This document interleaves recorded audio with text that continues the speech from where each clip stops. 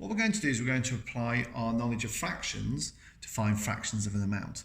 Now what I've used underneath here is I've used a bar model system. Now as you can see, the fraction I'm working out is 3/4 of 240. And what I've done is I've drawn a bar model split into 4 equal parts. 1/4, 2/4, 3/4, 4/4.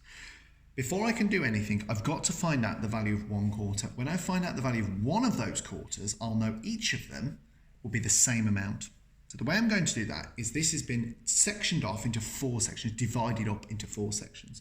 So what I'm going to do is I'm going to do 240 and I'm going to divide it by 4. And that will give me one of those sections.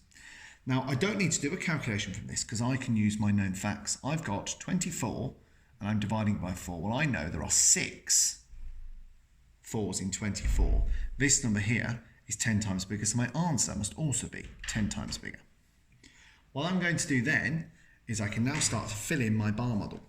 I've got 60 in the first one, 60 in my second one, 60 in my third one, and 60 in my fourth one. So they're all the same amount, the same size, same amount. But I'm after 3 of them. So I only need 1 of them, 2 of them, 3 of them. Don't need to worry about the last one because I'm only after 3 of those quarter pieces.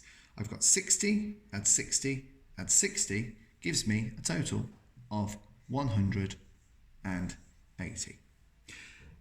Here's another example. This one, again, is thirds.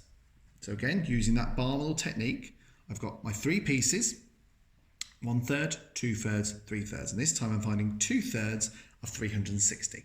Now, just like I did with the one above, I need to find out what each of those thirds is worth. Now, because they're all the same size, the value of each of them is going to be exactly the same. So I'm going to use the same principle, but I'm using thirds this time. So instead of dividing by 4 for quarters, when I'm finding a third of something, I'm actually dividing it by 3. So I'm going to do 330 divided by 3. Again, shouldn't need to do a calculation here because I know that 33 divided by 3 gives me 11.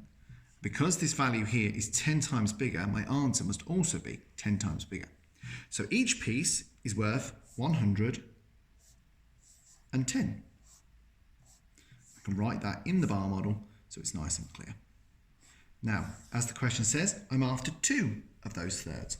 So I'm after the first piece and the second piece only. And if I combine those two by adding them together, 2/3 of 330 is 110 add 110, which is 220.